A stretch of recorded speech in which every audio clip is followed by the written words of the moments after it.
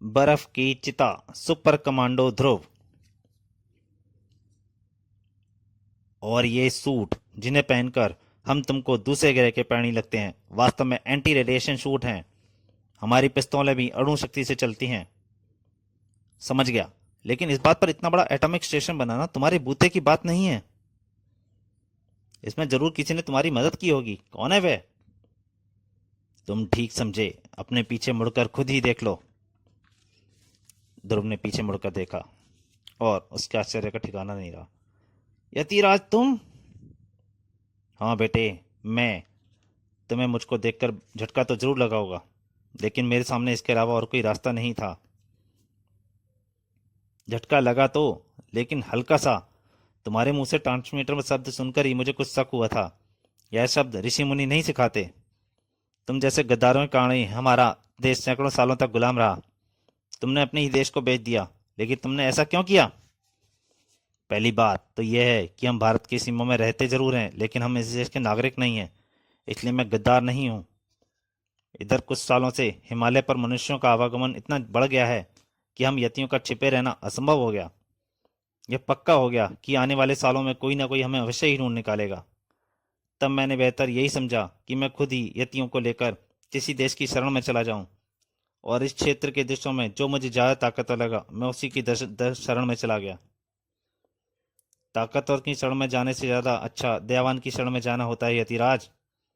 और अगर तुम भारत को अपना दोस्त समझते हो तो एक एक यति की खातिर हमारी रगों में सौ सौ जवान हंसते हंसते कुर्बान हो जाते। लेकिन अब बहुत देर हो चुकी है। अब तुम किसी को यह नहीं बता पाओगे कि तुमने क्या देखा। एक मिनट, अगर ये तुम्हारे दोस्त हैं यतिराज, तो इन्होंने तुम्हारे बेटे जिंगालू पर हमला क्यों किया? हाँ हाँ, मैंने भी इनसे पहला सवाल यही किया था। दरअसल मेरे सिवा और कोई यति मेरे इन दोस्तों के बारे में नहीं जानता है। इनके बारे में मैं यतियों से सही वक्त आने पर ही बताऊंगा। जिंगालू को दूर से आते देखकर इन लोगों ने समझा कि मैं इनसे मिलने आ रहा हूँ, और पास आकर इनको अपनी भूल का एहसास हुआ। तब तक जिंगालू इनको देख चुका था। अब इनके सामने सिर्फ यही रास्ता था कि मेरे आने तक जिंगालू को बंदी बनाकर रखें, ताकि मैं आकर अपना सारा माजरा समझा सकूं। लेकिन जिंगालू सारा माजरा समझने के लिए खुद ही आ गया था। मुसीबत में दोस्त ही काम आता है भरिंगा। इस वक्त मैं तुम्हारे अलावा और किसी पर भरोसा कर भी नहीं सकता था। फिक्र मत करो दोस्त, मैं सब कुछ समझ गया हूँ। कोई गड़बड़ नहीं होगी। अंदर हंसुक देखो, एक और यति। यह तो जिंगालू है। लगता है इसको कुछ शक हो गया है। इस बार इसको इधर से जाने देना खतरे से खाली नहीं है। तुम चुपचाप जाकर इसका पीछा करो, देखो कि यह क्या जाता है। जरूरत पड़ने पर अणु पिस्तौल का प्रयोग करना। पर मैं अकेला ही। अगर दो लोग साथ गए तो यतिराज को शक हो सकता है। लेकिन वो बाहर जाने की क्या जरूरत है? वीडियो स्क्रीन पर सब कुछ दिख तो रहा है। लेकिन बर्फ गिरना शुरू हो गई है गधे। जल्दी हमारे कैमरों के लेंस बर्फ से ढक जाएंगे, फिर हमें कुछ दिखाई नहीं पड़ेगा। तू जाता है डरपोक, या तुझे लात मारकर भेजूं?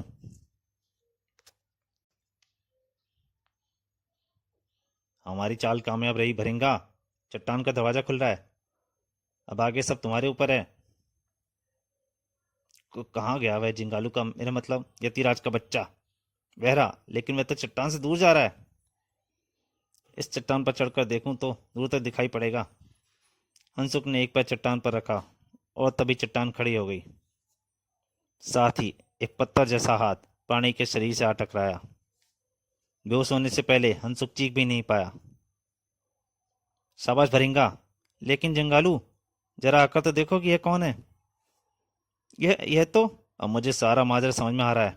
तुम तुरंत जाकर यतियों को यहाँ बुलाकर लाओ। तब तक मैं इन दुष्टों से निपटता हूँ। और चट्टान के अंदर, हमने तुमको अब तक सिर्फ इसलिए जिंदा रखा है ताकि तुम अपनी आंखों से अपने प्यारे देश की तबाही देख सको।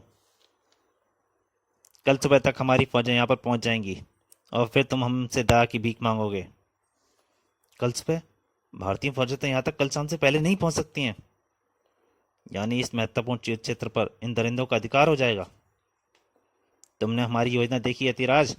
अब तुमको हमारे दोस्त बनने का इनाम मिलेगा। हम तुमको एक दूसरे ही दुनिया में पहुंचा देंगे। मैं भी यही चाहता हूँ कि सभी गद्दार दूसरी दुनिया में पहुंच जाएं। जिंगालू बेटे तुम? अब मैं तुम्हारा बेटा नहीं रहा यतिराज। अपने देश को बेचने वाला दलाल मेरा बाप कभी नहीं हो सकता। तुमने यतियों से हर कदम पर झूठ बोला। तुमने कहा कि कुछ लोग यतियों पर जासूसी कर रहे हैं। इसी धोखे में मैंने ध्रुव पर हमला किया। तुमने यतियों को झूठा डर दिखाकर शाम के बाद निकलने से मना कर दिया ताकि तुम बेकट के अपने नए दोस्तों से मिलने आ सको। मैंने जो कुछ भी किया वह सब यतियों की भलाई के लिए किया है, और मुझे यह करने से रोकने वाला मौत के घाट उतार दिया जाएगा।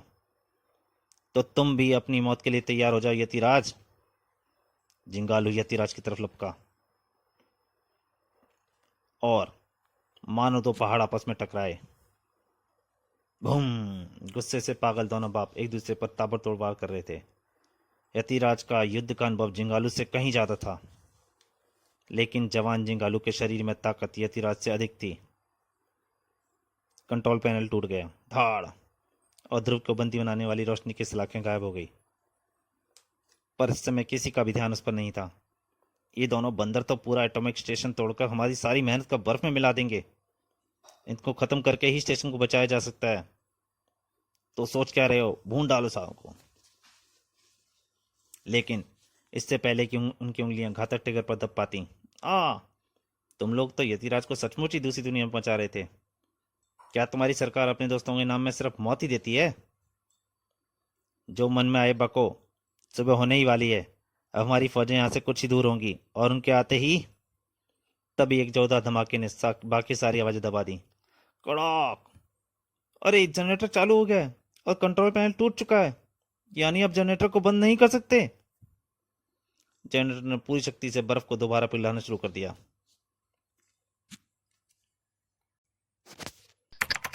उबलते पानी की प्रचंड धारा फिर से बह निकली। पानी का रास्ता रोकने वाले भारी पत्थर भी धारा के सामने नहीं टिक सके। जनरेटर की गति नियंत्रण से बाहर होने के कारण जोर पकड़ रही थी। तेज गति के कारण स्पार्किंग शुरू हो गई थी। भागो, जनरेटर फटने वाला है। पलक झपकते सभी बाहर निकल आए। भागो ध्रुव, तुम रुक क्यों गए? भागकर जाएंगे कहाँ? इस एटॉमिक स्टेशन के धमाके से कई किलोमीटर का इलाका तबाह हो जाएगा। हम कुछ मिनटों में इतनी दूरी तय नहीं कर सकते। अब तो मरना है ही। लेकिन मरने से पहले मैं तुमसे माफी मांगना चाहता हूँ ध्रुव। मैं तुम्हारा और तुम्हारे देश का दुश्मन बन गया था, लेकिन अगर तुमने अपनी जान की बाजी न लगाई होती तो हम दोनों को इस धरती पर ना होते। तुमने मेरी आंखें खोल दी हैं बेटे। कोई बुजुर्ग मुझसे माफी मांगे, यह मेरे लिए शर्म की बात है, पर अगर मेरे मेरे ऐसा करने से आपको शांति मिलती है तो फिर भी मैं आपको अपना दोस्त कहता हूँ। धन्यवाद बेटे। अब मुझे मौत का कोई डर नहीं है। मौत से तो मैं कभी भी नहीं डरा, पर इस धमाके से जो बर्फ पिघलेगी वह पानी पूरे उत्तरी क्षेत्र के विनाश की लहर बनाएगा। अचानक ध्रुव की आंखें तेज गति से बहते पानी को देखकर चमक उठी। जिंगारू, जल्दी बताओ, तुम इतने तेज बहते पानी में तैर सकते हो क्या? मेरे पिता ने अपनी भूल मान ली, तो इस वक्त अगर तुम कहो तो इस नदी का रुख भी मोड़ सकता हूँ। इसकी जरूरत नहीं है, वक्त बहुत कम है यतिराज। आप मेरा एक हाथ पकड़िए और जिंगालू तुम मेरा दूसरा हाथ पकड़ो। हम 2 मिनट में 4 किलोमीटर की दूरी तय करेंगे। 3 आकृतियां तेजी से बहते पानी की तरफ गिरीं और फिर पलक झपकते ही तीनों नजरों से गुम हो गए। दूसरी तरफ दुश्मन देश की सेना अपने मुकाम पर पहुंच चुकी थी। कामरेड, ये दोनों हमारी तरफ भागते क्यों आ रहे हैं? अरे चिल्ला क्यों रहे हैं? भागो, जनरेटर फटने वाला है, भागो! इस शब्द ने दुश्मन सेना पर जादू का असर किया। भागती सैनिकों के कदम भागने के लिए उठे, भयभीत सैनिकों के कदम। भागो भागो! लेकिन पाप का खड़ा फूट चुका था। पल भर में हिमालय की छाती पर लाशें बिछ गईं। बड़ोम! इस धमाके की गवाह सिर्फ 6 आंखें थीं। बुराई का अंत सिर्फ महाविनाश होता है। अगर मैं बुराई का साथ देना जारी रखता तो मेरा भी यही हाल होना था। जानते हो ध्रुव, पहले हम लोग बहुत खुश थे, लेकिन जब से मानवों की संगत में आए हैं तब से हम पर मुसीबतों का पहाड़ टूट पड़ा है। दिन का चैन और रातों की नींद हराम हो गई है। लेकिन अब तो दुनिया के सामने आ ही गए हैं। अब ना जाने हमारा क्या होने वाला है। कुछ भी नहीं होगा यतिराज। आपके बारे में जानने वाले सभी व्यक्ति मारे जा चुके हैं, सिवाय मेरे। दुश्मन देश के गिने चुने व्यक्ति ही आपके विषय में जानते होंगे। उनसे बचने के लिए मेरा सुझाव है आप अपना रहने का स्थान बदल दें। बाकी रहा मैं, तो यह मेरा वादा है कि मैं किसी को भी आप लोगों के बारे में कभी नहीं बताऊंगा। आप लोग वैसे ही रहेंगे जैसे पहले रहा करते थे। धन्यवाद ध्रुव। तुमको जब भी हमारी ज़रूरत हो तो मोहल्ले पर कहीं से भी हमें बुला लेना। हम कहीं पर भी हों तुम्हारी आवाज़ ज़रूर सुन लेंगे। ध्रुव अपनी जगह पर चुपचाप खड़ा दूर जाती दो आकृतियों को देखता रहा। फिर बाद में, तुमने तो वास्तव में कमाल कर दिया ध्रुव। एक ही झटके में दुश्मनों के होश ठिकाने लग गए। लेकिन सच पूछो तो मुझे यकीन नहीं आ रहा है यह सब तुमने अकेले किया है। तुम स्टेशन तबाह करने के बाद वहां से उफनती नदी में कूदकर जिंदा कैसे बच निकले? कोई आदमी पहाड़ी नदी में कूदकर जिंदा नहीं बच सकता। सिर्फ इतना समझ लीजिए सर कि जब भी कोई राम बनकर दुष्टों के विनाश के लिए निकलता है तो उसकी मदद के लिए कहीं ना कहीं से हनुमान आ ही जाते हैं। तो दोस्तों, ये कहानी यही समाप्त होती है। मुझे उम्मीद है, मुझे पूरी आशा है कि आपको ये कॉमिक ज़रूर अच्छी लगी होगी। तो अच्छी लगी है तो प्लीज़ लाइक ज़रूर कीजिए। धन्यवाद।